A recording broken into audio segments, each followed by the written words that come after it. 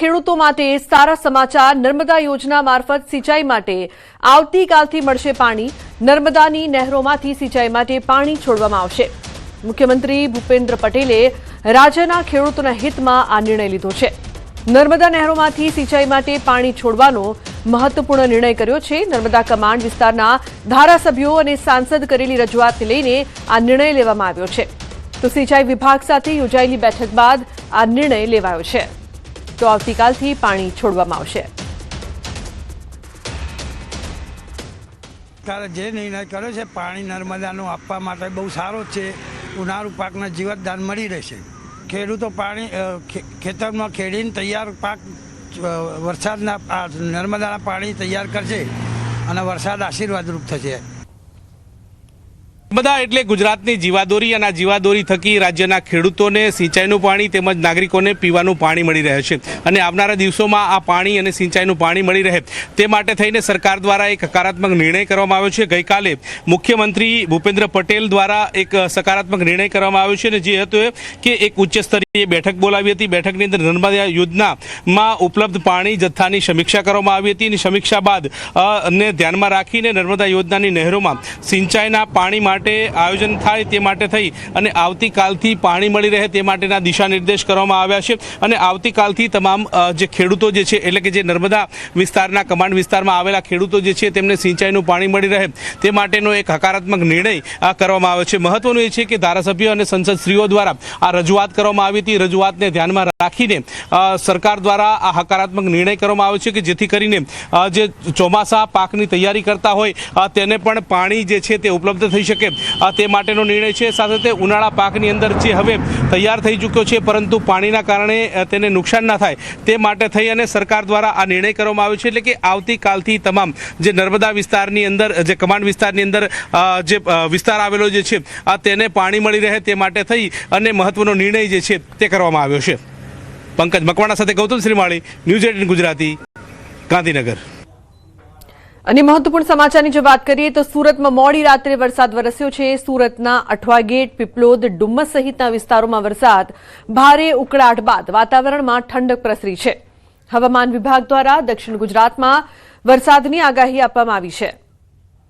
તો મોડી રાત્રે વરસાદી ઝાપટું, અઠવા ગેટ, પીપલોદ અને ડુમ્મસમાં વરસાદ વરસ્યો, વાતાવરણમાં ઠંડક પ્રસરી છે। તો મોડી સાંજે નવસારી શહેરના વાતાવરણમાં પલટો જોવા મળ્યો છે।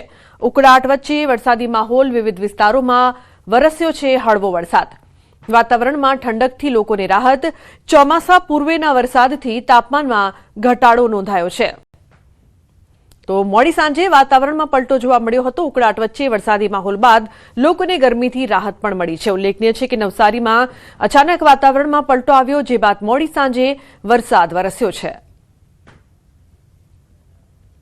તો ઉકળાટ વચ્ચે વરસાદી માહોલ। અમદાવાદમાં હત્યાના આરોપી મોન્ટુ નામદાર સહિત 3 વ્યક્તિ વિરુદ્ધ ફરિયાદ નોંધાઈ છે। મોન્ટુ નામદાર, જિગ્નેશ રામી અને ફિરોઝ સામે હત્યાના કેસમાં સાક્ષી મહિલાને ધમકી આપ્યાનો ગુનો નોંધાયો છે। ફ્લોર જામીન પર બહાર આવતા આરોપી મોન્ટુ નામદારે સાગરીતો સાથે મળીને મહિલાને અપશબ્દો બોલી પરિવારને ખતમ કરવાની ધમકી આપી હતી। મહિલાએ 112 કંટ્રોલ રૂમમાં કોલ કરતા આરોપીઓ સ્થળ પરથી ફરાર થઈ ગયા। પોલીસ આરોપીના ફ્લોર જામીન રદ કરવા રિપોર્ટ કરશે। મોન્ટુ નામદાર બીજેપી કાર્યકર્તા હત્યા કેસમાં આરોપી છે। ફરલો પર બહાર આવતા જ આરોપી મોન્ટુએ ખાડિયા વિસ્તારમાં હંગામો મચાવ્યો હતો। મોન્ટુ નામદારના સાગરીતોએ ટ્રાફિક રોકીને જાહેરમાં ફટાકડા ફોડ્યા હતા। આ સમગ્ર ઘટનાના સીસીટીવી પણ સામે આવ્યા હતા। હાલ આ સમગ્ર મામલે ઘટનાને પગલે કાયદો અને વ્યવસ્થા પર સવાલ ઉઠી રહ્યા છે।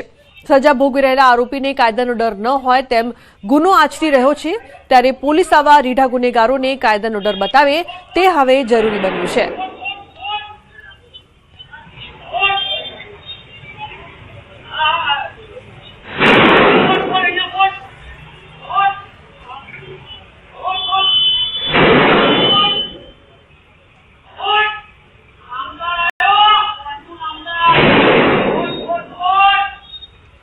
તો હત્યા કેસની જે સાક્ષી છે તે સાક્ષી મહિલાને ધમકી આપવામાં આવી। આરોપીના ફરલો જામીન રદ કરવા માટે હવે રિપોર્ટ કરવામાં આવશે, કાયદેસરની કાર્યવાહી કરવામાં આવશે। મોન્ટુ નામદાર સહિત 3 સામે ફરિયાદ નોંધાઈ છે। તાપીમાં સોનગઢ ખાતે આવેલ શાકભાજી માર્કેટમાં છૂટા હાથની મારામારીનો વિડીયો સોશિયલ મીડિયામાં વાયરલ થયો છે. સોનગઢના શાકભાજી માર્કેટમાં ગતરોજ ક્રિકેટ મેચને લઈને બબાલ થઈ હતી. બબાલ થતા બે જૂથના લોકોનું ટોળું ભેગું થયું હતું, જે બાદ લાકડીના ફટકા લઈને મારામારીની તસવીર સામે આવી છે. હાલ સોનગઢ પોલીસે વિડીયોના આધારે 3 યુવકની અટક કરી છે. દિલ્હીમાં બેફામ રફતારના કેરે એક મહિલાને હોસ્પિટલ ભેગી કરી દીધી છે.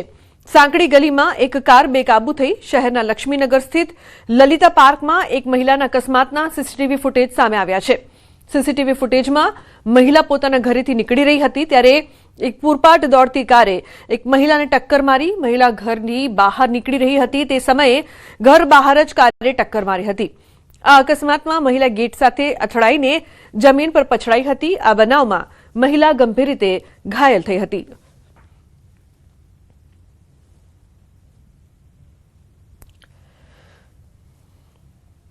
અન્ય સમાચારની જો વાત કરીએ તો જામનગર ખંભાળિયા હાઈવે પર બાઇક ચાલક દ્વારા જોખમી સ્ટંટબાજી કરવામાં આવી હોવાનો વિડીયો સોશિયલ મીડિયામાં વાયરલ થયો છે. મોટી ખાવડીથી ખંભાળિયા તરફ જતા હાઈવે પર બાઇક સવાર ટ્રાફિક નિયમોની અવગણના કરીને જોખમી રીતે બાઇક ચલાવતો જોવા મળ્યો. જાહેર માર્ગ પર કરવામાં આવેલી આ સ્ટંટબાજીથી અન્ય વાહન ચાલકોના જીવ પણ જોખમમાં મુકાયા હતા. વિડીયો વાયરલ થતા પોલીસ દ્વારા તપાસ હાથ ધરવામાં આવે તેવી માંગ ઉઠી છે.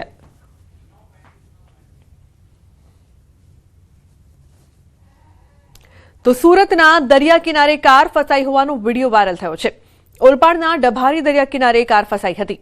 દરિયા કિનારે અચાનક ભરતીના પાણી વધી જતા કાર ફસાઈ હતી. કાર ફસાઈ જતા સ્થાનિકોની મદદથી બહાર કિનારે લવાઈ હતી. ચાલકનો આબાદ બચાવ થયો હતો.